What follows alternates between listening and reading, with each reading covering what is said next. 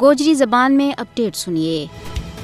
5 جون نا عالمی یوم ماحولیات منایا جائے۔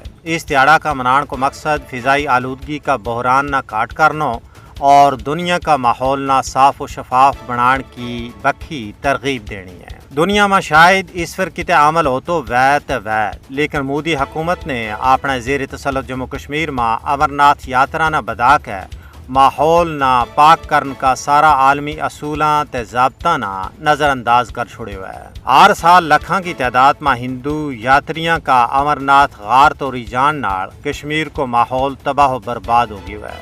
مودی حکومت نے امرناتھ یاترا نہ ایک عسکری تماشو بنا کے اس پاک و صاف پہاڑی ماحول نہ گڑ تے دھواں ماں بٹا چھوڑے ہوئے ہے۔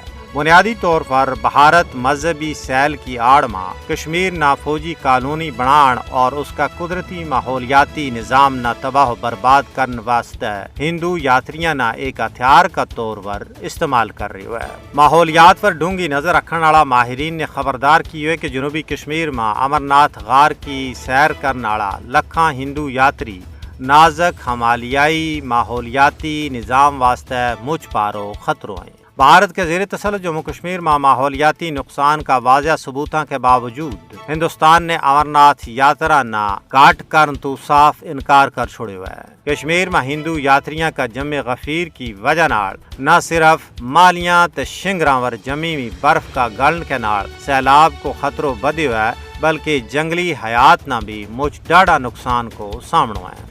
بھارت کو ہون عالمی یوم ماحولیات بنان واسطے کچھ بھی نہیں ہے کیونکہ بھارتی دارالحکومت دلی بھی دنیا کا آلودہ ترین شہر میں شمار ہوا ہے۔ یا ماحولیات نہ بچان والا عالمی ادارہ کی ذمہ داری ہے کہ وہ کشمیر کا ماحول کی حفاظت واسطے یاتریاں کی تعداد اور دورانیہ نہ کاٹ کران واسطے بھارت پر دباؤ کریں۔